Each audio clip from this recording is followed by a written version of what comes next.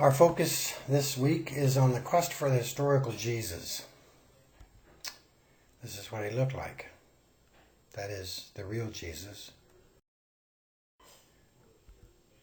Who was Jesus really? And how would we know? Does it matter who Jesus really was, historically speaking?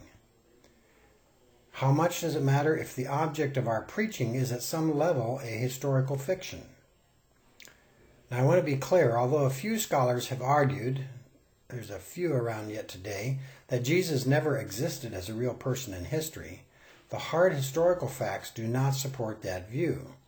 Jesus was a real person who lived in history, who slept, ate breakfast, changed his clothes, laughed, wept like the rest of us. So if we can fairly conclude that Jesus was a real person, how much of what we think we know about him needs to be historically accurate for our faith to remain valid?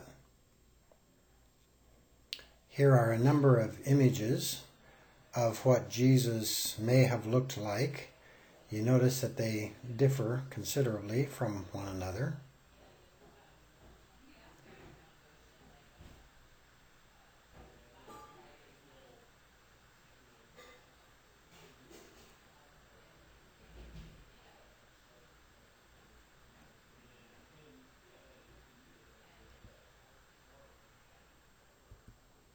So which of these images do you identify with the most?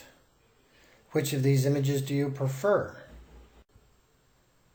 Or perhaps even more disturbing, does it matter which we identify with or which we prefer? Is it our job to create Jesus in our image? What if Jesus is other than what we identify with or prefer? What if it's not really all about me, but about God? Well, is the purpose of the quest to make Jesus into our image so that we can identify with him? I don't think so. To understand Jesus as one with whom we can comfortably relate? Maybe at some level. To recognize Jesus as other so that we can expose our projections onto Jesus? Oh, maybe.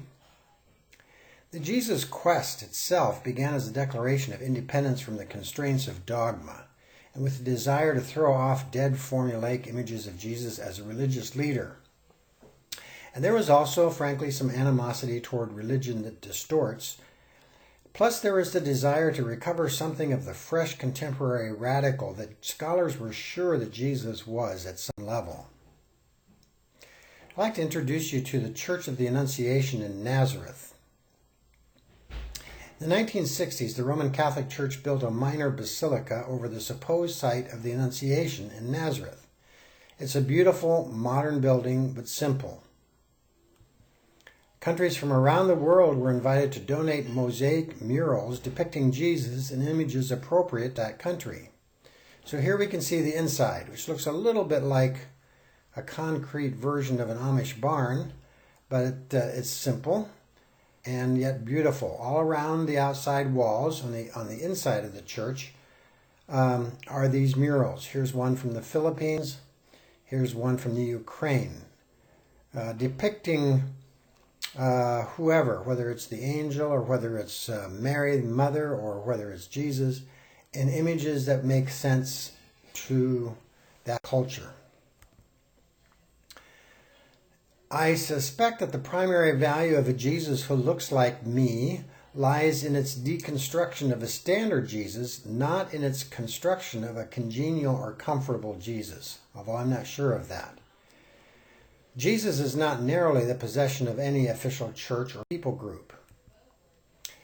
This quest began with the 18th century Enlightenment, a movement that subjected all claims, religious and otherwise, to the courtroom of reason. The two basic principles were these: that revelation cannot contradict reason, and reason must reject elements in Christian doctrine that do not withstand the scrutiny of reason. So one particular corollary out of several is that since miracles are by definition extraordinary, reason demands an alternative natural explanation. So for instance, if Jesus fed the 5,000 with just a couple of loaves and fishes, then probably what happened there is that people, in seeing him do that, shared their own meager possessions with others, or their lunches with others. So it was a massive mutual sharing day. It would be typical of a Enlightenment interpretation of that miracle, so-called miracle.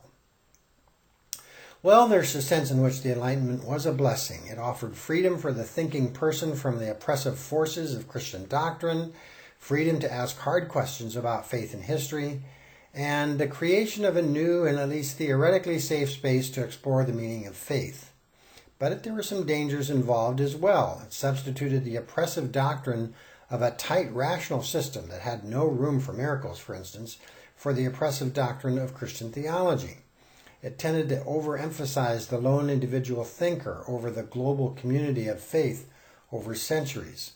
And it was frankly overly optimistic about the power of reason and the attainability of objective truth, the energy and center of the Project Modernism. The first quest for the historical Jesus is usually credited to Hermann Samuel Reimarus, 1694 to 1768 in Hamburg, Germany. He inaugurated the first truly critical investigation of Jesus and thus began the first quest. But he published both posthumously and anonymously. In other words, he wasn't comfortable in putting his own name to what he wrote in his own lifetime. He wasn't even comfortable putting his own name to what he wrote after his lifetime. The 1800s were dominated by various lives of Jesus. David Friedrich Strauss was one of the early ones. He denied the divinity of Jesus and, as you might imagine, created quite a scandal. Friedrich Daniel Schleiermacher said that religion is at its best a matter of feeling, which makes moot or irrelevant both historical doctrines and rationalistic arguments. There were more lives of Jesus. Johannes Weiss wrote a very influential Jesus proclamation of the kingdom of God, in which he claimed that the kingdom of God is not the same thing as the church, and it's not even subjectively present, it's objective and it's future. So you'll see it, you'll know it when you see it, but you haven't seen it yet. Schuyler Matthews was an American liberal who saw in Jesus the ideal social gospel advocate and inaugurator. And Shirley Jackson Case was an American liberal who denied both miracles themselves and even the very existence of Jesus, just as Bruno Bauer did in Europe about the same time, or a little bit earlier. William Wrede was a German exegete who developed the theory that the messianic secret motif in Mark was invented by the early church to explain the embarrassment that Jesus did not proclaim himself as the Messiah. We just don't find that in the Synoptic Gospels, that Jesus went around saying, I am the Messiah. There's one story, at least, when he's in private, that he's asked if he's the Messiah, and he seems to accept that. But he did not proclaim himself as Messiah as part of his preaching. Why was that? Albert Schweitzer was enormously influential in his book, Quest of the Historical Jesus, 1906. He brought to an end the first quest for the historical Jesus. I'd like to explain how and why. His two fundamental contributions were, number one, Jesus was an apocalyptic prophet who preached the imminent advent of the kingdom of God, but he died a broken and disappointed man when the kingdom did not materialize. Jesus' kingdom eschatology was thoroughgoing and consistent. He was influenced by Johannes Weiss in that regard, and Jesus was sincere but misguided. Secondly, the lives of Jesus that were popular in the 1800s all failed in that the writers projected onto Jesus their idiosyncratic ideals. In 1909, George Tyrrell used a powerful image to describe Schweitzer's critique of the 19th century lives of Jesus. He complained that in his reconstruction of the historical Jesus, Adolf van Harnack was gazing appreciatively at the historical Jesus down the deep well of history, not realizing that what he actually saw was the reflection of his own liberal Protestant face. This ends up being a warning that remains valid today. Beware the temptation of projecting onto Jesus all of our own idealistic hopes. So an example of this is that when a French romanticist undertook to investigate who Jesus really was, lo and behold, Jesus ended up looking like a French romanticist. So scholars and others have never really gotten beyond the temptation of finding in Jesus that for which they have been looking.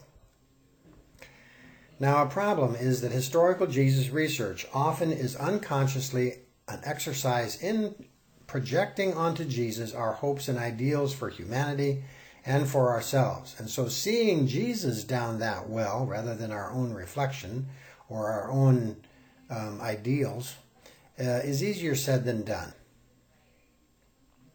Schweitzer's legacy is that he brought to an end this period of Jesus research. After Schweitzer, there was very little research done on Jesus for a number of decades.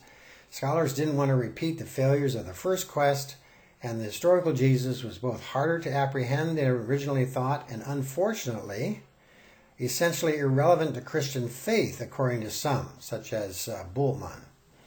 Bultmann, who understood that the historical Jesus was a little bit too Jewish really to be a Christian, said Jesus was a precursor to Christian theology and did not himself belong as part of the subject matter.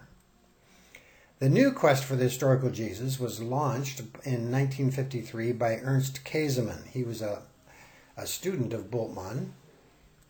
And Bultmann had said or implied that history is not all that important for theology.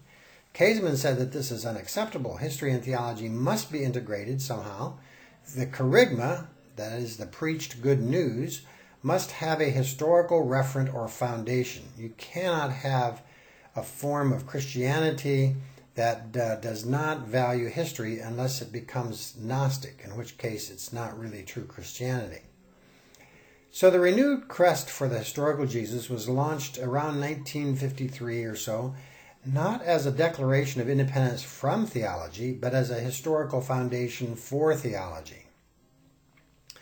The new focus was put on particular passages in the attempt to separate the historical and the unhistorical, replacing the earlier life of Jesus approach with recovering authentic bits of his sayings or maybe an action rather than an overall chronology of his life. The new quest had a key question. Can the works and words of the historical Jesus be legitimately connected with the church's preaching about Jesus after the resurrection? And they basically were saying, yes, it can be. Now, sometimes these were separated in the discourse of the time as the Jesus of history versus the Christ of faith. And the new quest was absolutely committed to saying, yes, there is a connection between the Jesus of history and the Christ of faith. But the very separation of the Jesus of history from the Christ of faith has always struck me as somewhat problematic. Now, this question may sound strange, but this is precisely what Bultmann had denied, or at least that this connection was important or theologically consequential. Now, this new quest petered out in the 1970s, and its results were pretty disappointing. Its historical Jesus never served adequately as the foundation for the preaching the gospel as had been hoped, even though they did claim that there was a connection. They just weren't able to demonstrate it as well as they had hoped.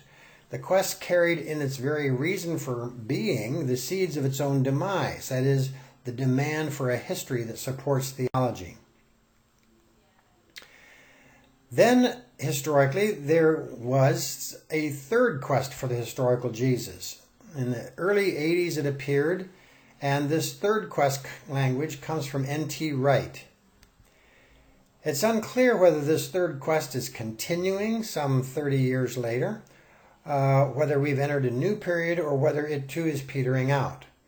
The primary feature of this third quest is a renewed insight and conviction about the Jewish context in which Jesus must be understood. In other words, this particular quest, unlike the first two, take seriously that Jesus was a Jew.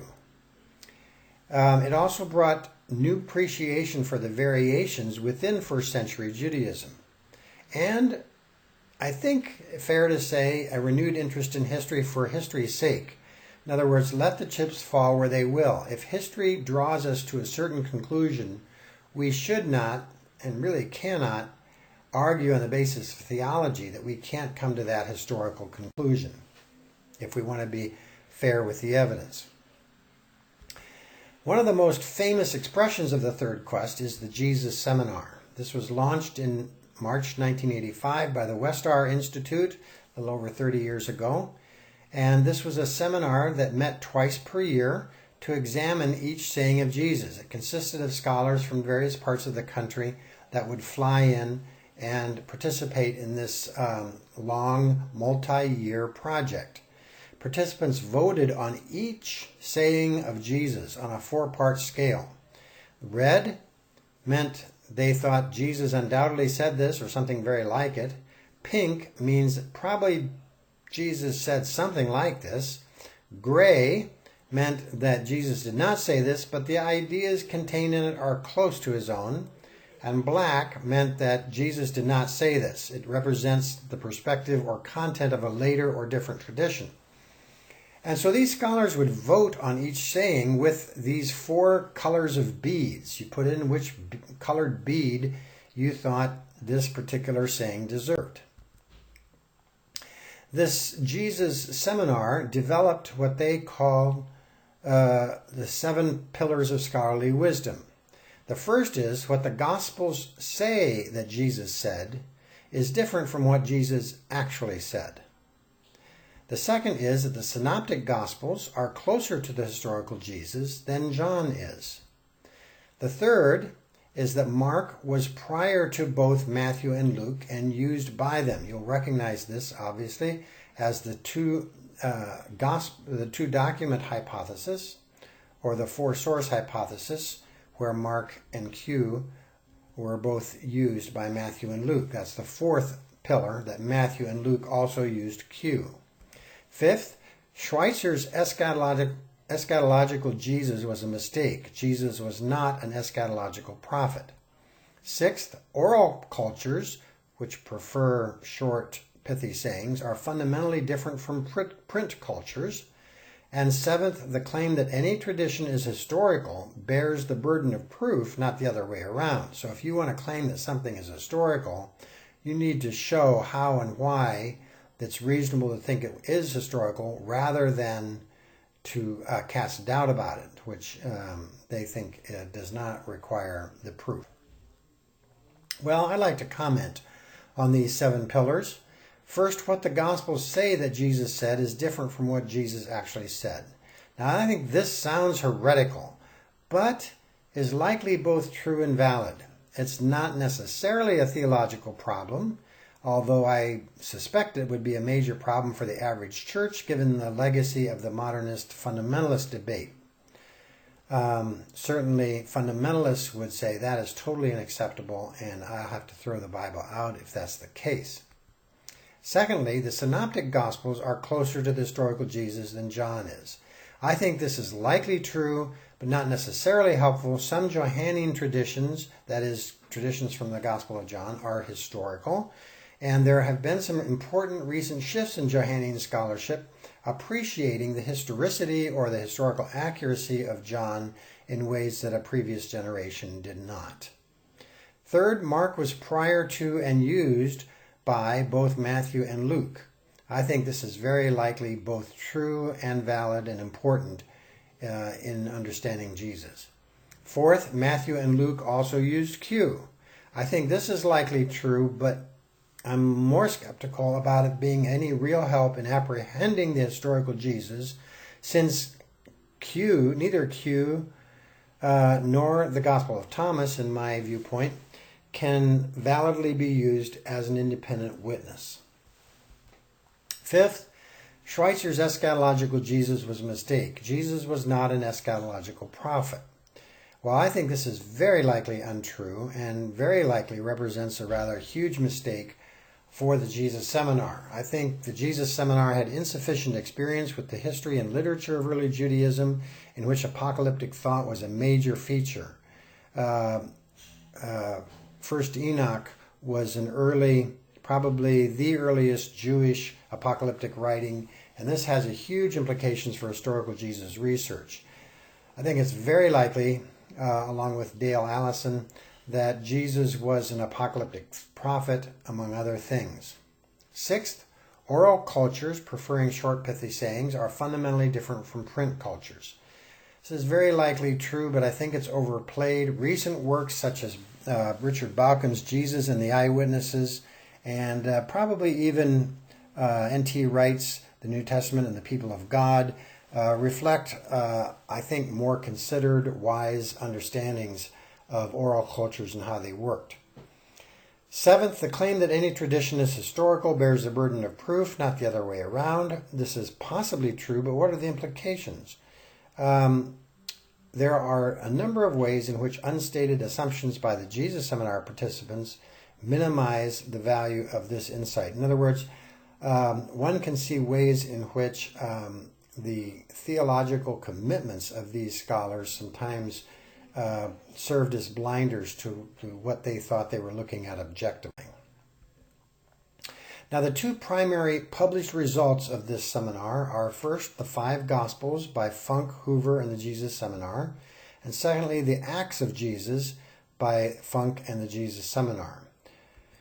The Acts of Jesus represents the same kind of process as the sayings of Jesus, except obviously it deals with what the Gospels and other sources say that Jesus did, not just what he said. I think the massive undertaking known as the Jesus Seminar and the 2 books that we have here have largely been seen as a failure, even though they represent the best of scholarship on the historical Jesus in recent decades. Let me say why I think that's the case. I think because they underestimated the challenge of getting past the problem of projecting onto Jesus their own hopes and ideals. I think that it can be demonstrated how this was the case in their in relation to their own scholarship. Secondly, I think they made a fundamental mistake in deciding that Jesus was non-eschatological, and then they edited out all of the eschatology as the church's creation. Now remember, back when Ernst Käsemann said that apocalyptic is the mother of all Christian theology, he thought of apocalyptic as expectation of the second coming of Christ.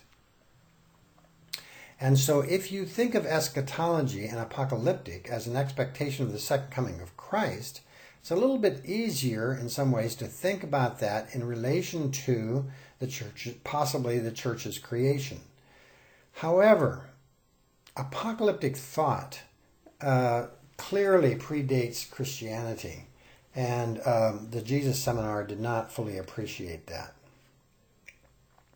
Their rejection of the eschatological Jesus was based upon a caricatured and deeply flawed understanding of first century apocalypticism. Their mistaken opposition of wisdom and apocalypticism as belonging to completely different paradigms is belied by the book of Daniel itself, which clearly combines apocalyptic and wisdom in one book.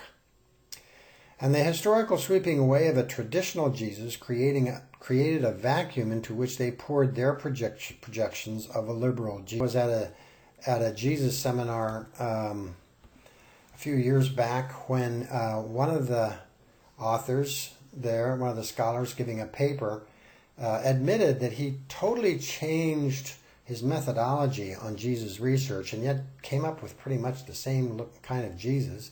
And he just kind of wondered about whether there is integrity in the process. Well, the goal of the quest is to reach behind the text to discover what was really going on in history. Now, this is an honorable goal, but one difficult to achieve and ultimately of dubious value. For believers, the most important issue is, what was or is God up to in this text? which is something that's totally beyond the scope of historical methodologies because it has to do with God. So yes, I think historical methodologies can help keep us honest and provide a check on wild theories. Let's look a little bit at sources. What sources do we have available to us and what are their relative value? Well, we have Paul, who is the first writer in history to write about Jesus. Except that we know precious little about the historical Jesus from Paul. In fact, we don't even know what Paul knew about the historical Jesus, and it may be that we know more about the life and teachings of Jesus than Paul did, because Paul, after all, never read any of the Gospels, and he was not present when Jesus ministered. So that puts him a little bit at a disadvantage. Secondly, we have the Synoptic Gospels with Mark at the top. Now, John, the Gospel of John, is of some value. It cannot be accepted or rejected out of hand. The Roman historians are practically useless. There are some other Gospels, but these are mostly useless, at least for understanding Jesus. They're pretty valuable, some of them, for understanding later Christianity or the 2nd century. For instance, the Gospel of Judas is very helpful for understanding the 2nd century, but I think it has practically nothing to offer in terms of understanding Jesus. Josephus, who is a Jewish general turned Roman historian, is useless as a direct source for understanding Jesus, but very valuable for understanding his world. The Agrapha, which is a word that means any saying of Jesus recorded outside of the 4 canonical Gospels. So one example would be, it's more blessed to give than to receive, which in Acts 20 is attributed to Jesus. And it would also include sayings of Jesus in the Gospel of Thomas, for instance, and other kinds of sources. They have very little. Actually, I think Mark himself saw it as an inadequate ending, and that the fixing needed to happen in the experience and proclamation of the reader himself or herself. In other words, you needed to go out and talk about Jesus in order to fix the ending, not to do it in the writing itself. Mark was written to reveal who Jesus was and is. Its focus is on the relationship between Christology and discipleship. That is, who was Jesus and how is that related to who his followers are. This was needed because the first Jewish revolt against Rome and the destruction of the temple caused reflection about identity and theology. And there was a polemic against the idea that Jerusalem was to be the site of the kingdom of God on earth. In Mark 1-8, there's 2 themes. The mystery of the kingdom of God. Mystery simply because it's mostly misunderstood, not because it's a secret that Jesus or somebody else didn't want people to understand. And secondly, the mystery or secret of who Jesus is also a mystery because he's usually misunderstood. Both mysteries are clarified by a theology and a discipleship of the cross. So why is the kingdom of God a mystery? Well, it's because it's hidden to those who oppose God's purposes, because national aspirations do not easily conform to the way of the cross. And why is Jesus a mystery? Well, Jesus consistently tells healed ones, exorcised ones, and disciples not to tell anyone about him.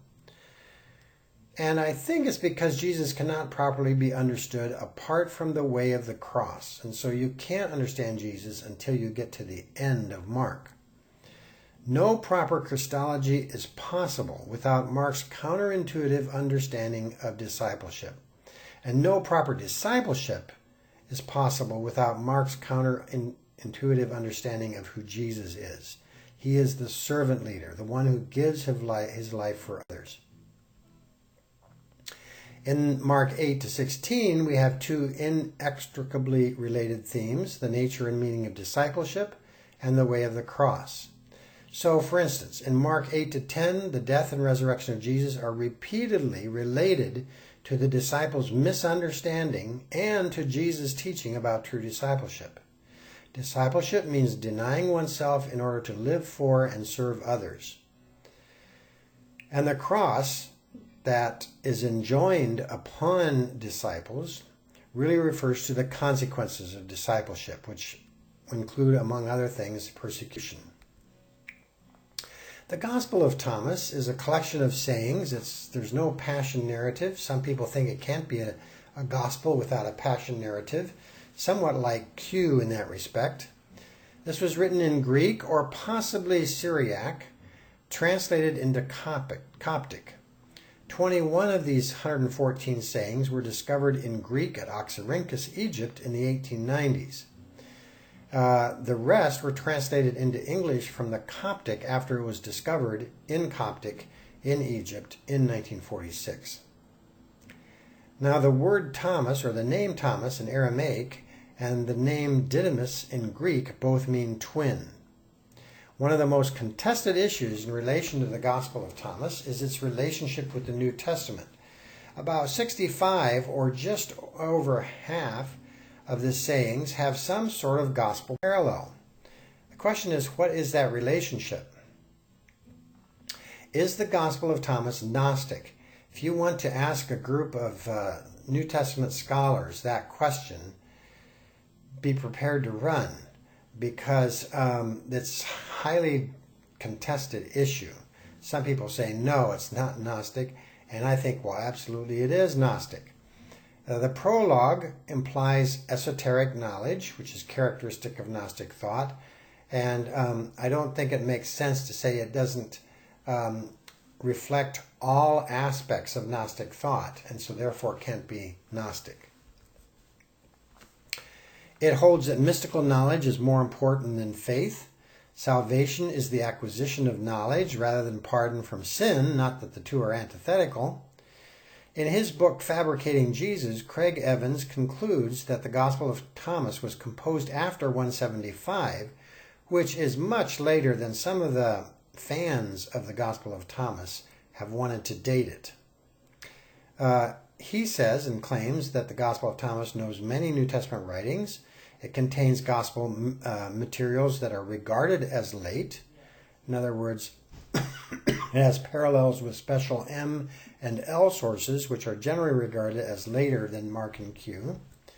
It reflects later editing in the Gospels. It shows familiarity with traditions distinctive to Eastern Syrian Christianity that did not emerge before the middle of the 2nd century CE.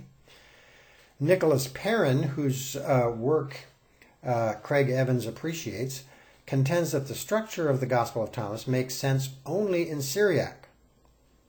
This is one of the puzzles with regard to the Gospel of Thomas, is that nobody has been able to outline it in any convincing way.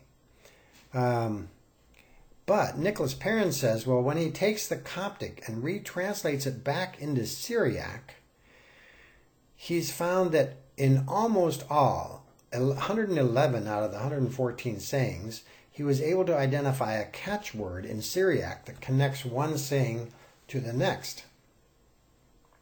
So based on that, Craig Evans thinks that it's very likely that the Gospel of Thomas was based on a Syriac version of the canonical Gospels, and most likely was based on the Diatessaron, which is probably not to be dated before 160 to 170 CE. Therefore, both of these guys think that Gospel of Thomas depends on the synoptics by way of the Diatessaron. This is highly controversial among Gospel of Thomas scholars who want to say that Thomas is early, maybe even earlier than Mark, certainly not in its current form, but that it depends on an earlier version of Thomas that does predate Mark. Well, I don't think so. And because I don't think so, I think also its value as a source independent to the canonical Gospels is pretty dubious. Because after all, if it depends on the canonical Gospels and on other traditions, then we don't know what sort of possibility or probability there is that any of the traditions that it records that are unique to the Gospel of Thomas are early or historical. What about Flavius Josephus? Well, as with 1st and 2nd Maccabees, Josephus is valuable for understanding the political context for Jesus' ministry. Josephus was a Jewish general in the first revolt against Rome. He was smart enough to switch sides when he was captured, and he became a salaried historian for the Flavian dynasty of Roman emperors. That's why he's called Flavius Josephus, because of the Flavian emperors. And his testimony about Jesus, which really consists of only 2 short comments about Jesus in all of his books, that testimony of Jesus is known in Latin as the Testimonium Flavianum. Among his writings is the Jewish War, 7 volumes, completed about 75 CE. Jewish Antiquities, which is the story of the Jewish people, more or less paralleling the Old Testament, 20 volumes, completed almost 20 years later. And then a book called Against Appian, 1 volume, unknown time or date. And then My Life, which he wrote late, one volume. Now I think it's just so remarkable that we have a 10-volume first century political history written by a first century Jew. Jesus was certainly a political figure, but not in the conventional sense. A reliable fact is that Jesus was executed by the Romans because they saw him as a potential political threat to the Roman Empire. As I said, this phrase Testimonium Flavianum refers to the testimony to Jesus or about Jesus of the Flavian, that is Josephus. And Steve Mason, who's a world expert on Josephus and probably the world expert on the Testimonium Flavianum, says that it is just brimming with problems. This has been heavily studied, carefully scrutinized. There have been hundreds of articles and dozens of books written about these 2 short references to Jesus in Josephus's writings. And the importance is that if we could depend on those 2 comments, we have potentially the only non-Christian reference to Jesus from the 1st century. That would be important. However, after all these articles and books, I think we can safely say that the Testimonium Flavianum is worthless historically, because it was likely corrupted by Christian editors in the centuries after Josephus wrote it, perhaps even inserted wholesale. That is, what might originally have been nothing, or at best a passing reference to Jesus, was expanded on very early by Christians who passed on and preserved Josephus's writings. Even though Josephus was a Jew and was a Jew all of his life, the Jews did not preserve his writings, nor did the Romans. It was Christians who preserved his writings, and there's evidence that Christians changed what he wrote in the act of preserving it. So problems are that his comments about Jesus do not fit well in Josephus's literary context. Among passing comments were that Jesus was the anointed one, the Christ, the Messiah. This makes Josephus look like a confessing Christian. Those Christians who knew Josephus's writings before the 4th century do not even mention the Testimonium Flavianum. And Origen laments specifically that Josephus did not believe in Jesus. And we have evidence that the text of the Testimonium Flavianum remained fluid long after the 4th century. Furthermore, the vocabulary and the style do not match Josephus's own. So the 2 primary options are these: that the Testimonium Flavianum is a Christian interpolation, that is, insertion in the writings of Josephus, in toto, entirely, or that an original reference to Jesus by Josephus was expanded on by 1 or more Christian editors, and now Josephus's original is not recoverable. With most scholars, Mason favors the second. We're now left in the strange situation in which attempted reconstructions of the life of Jesus, or at least the historical Jesus, are devised in the hope that they can serve as a reliable independent witness to the historical Jesus. That is, attempted reconstructions at what Josephus might have originally said about Jesus hopefully serving as an independent witness. Well, that's just nuts. It's not going to happen. Mason says the value of the Testimonium Flavianum for historical Jesus research is limited. I say slim to none, and I'm actually favoring none to slim. So where are we with sources? Well, we have Mark. Secondly, we have Matthew and Luke, which is of secondary value. Third, John. And then fourth, we have the rest, which I would include the Gospel of Thomas, Gospel of Judas, Q, Paul, the Agrippa, the Testimonium Flavianum, the Roman historians, etc., which have little to no value. And maybe I should pull out the Agrippa there, especially because just a few of the Agrippa are reliably dated within the 1st century, and those would have a little bit more value historically than those that come from the 2nd century. All right, what about criteria? How can one use the sources? Bart Ehrman, in his writing on this subject, lists 4, but 8 have played major roles in historical Jesus research. These are 1, the criterion of dissimilarity.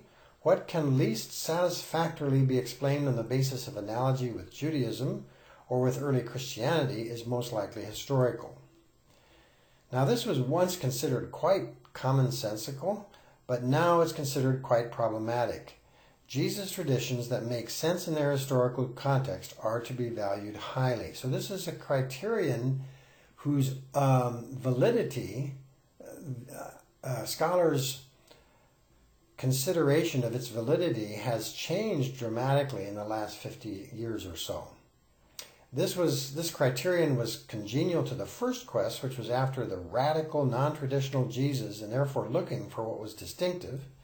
And it was congenial to the second quest, which was after the theological grounding for the preaching of the gospel and therefore was looking for the distinctive. But it's most problematic for the third quest, which seeks to understand Jesus within his Jewish context. So just a warning here, and we can say this more than once, that we tend to find quite unproblematic those things that conform to what we are looking for. And that has tripped up scholars more than once, and non-scholars even more. What about the criteria of orality and form? This works this way, theoretically. Those traditions that are short and that reflect the distinctive forms of an oral culture have a greater chance of being historical. The problem is that recent new work on oral culture has called into question the working assumptions of a pre-2000. So yes, multiple attestation is great, but if Matthew and Luke both used Mark, then we have about 2 or 2.5 independent sources. Mark and Q and Matthew and Luke to some degree.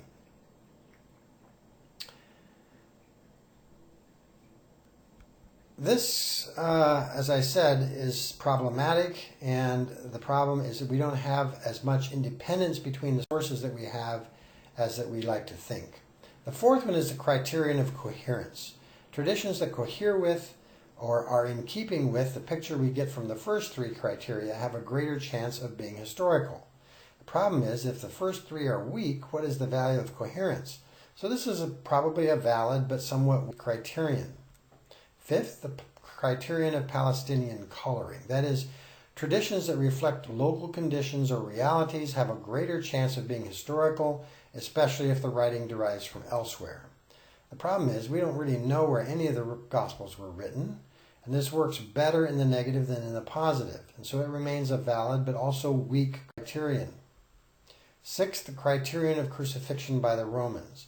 This is among the more solid historical conclusions, that is, that Jesus was crucified by the Romans. Therefore, those sayings and actions of Jesus that cohere with the reality of that execution by the Romans have a greater chance of being historical. For instance, the cleansing of the temple by Jesus is almost universally accepted as historical.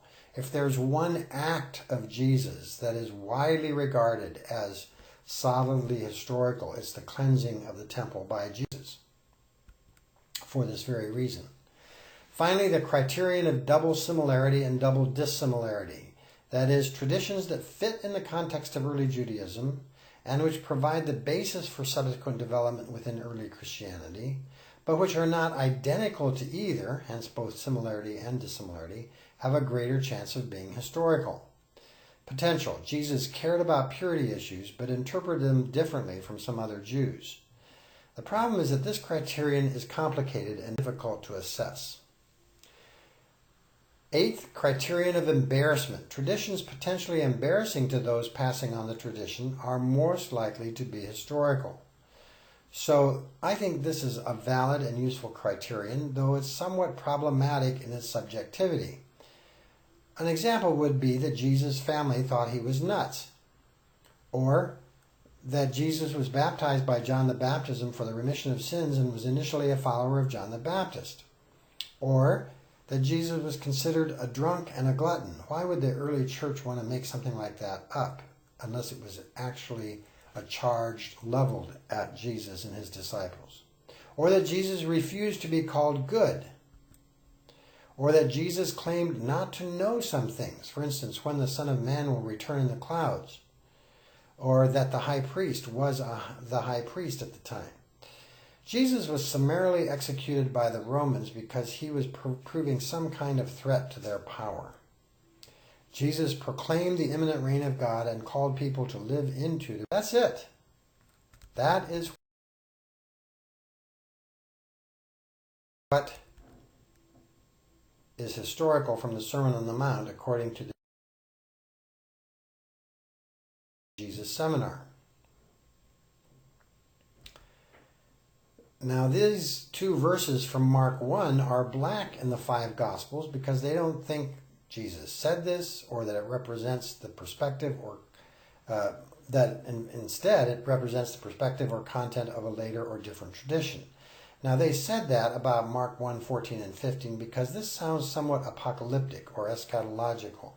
And they're right that it sounds that way, but they're wrong in thinking that nixes its historical potential. Here is a summary of Jesus' teaching at the beginning of his ministry. We have, as we saw last week, two statements or proclamations followed by two ethical implications.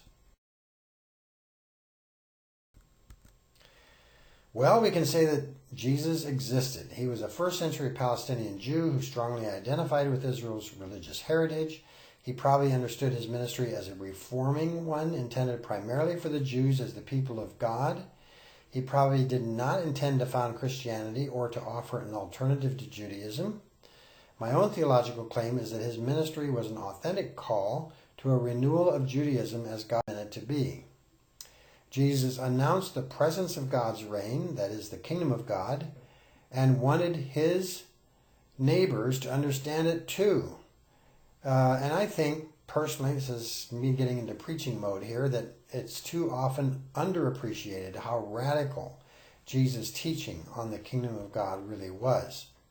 I think he criticized the prevailing interpretations about how to understand and apply the purity laws.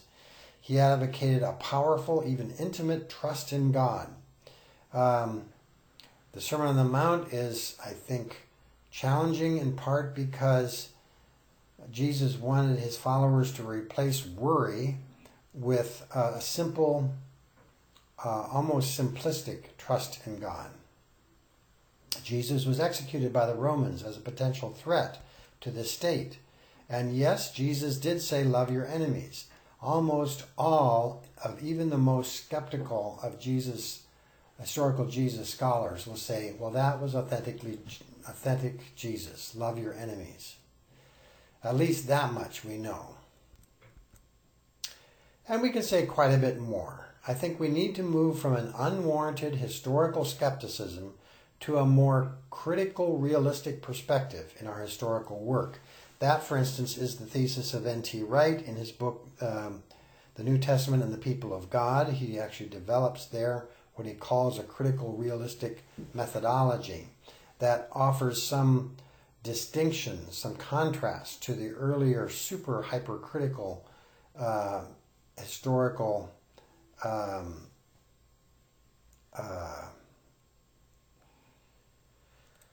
negativity that has characterized some earlier generations. And we do that while retaining the confessional, that is, this I believe, but also a personal commitment that goes beyond what one believes. Jesus is to be followed as the primary revelation of God to humanity. And I think this requires a thoroughgoing and personal commitment. So it requires more than historical work, and it requires more than the yes of a confessional statement of belief. It requires an investment, a lived investment of life. That's why in the Gospel of John, the word believe is often used with the preposition that normally means into. You believe into Jesus, not believe in Jesus. You believe into Jesus because believing requires the commitment of one's life. And to believe in Jesus means living for the realization of God's reign on earth in the present in a way that I think the church has not adequately done.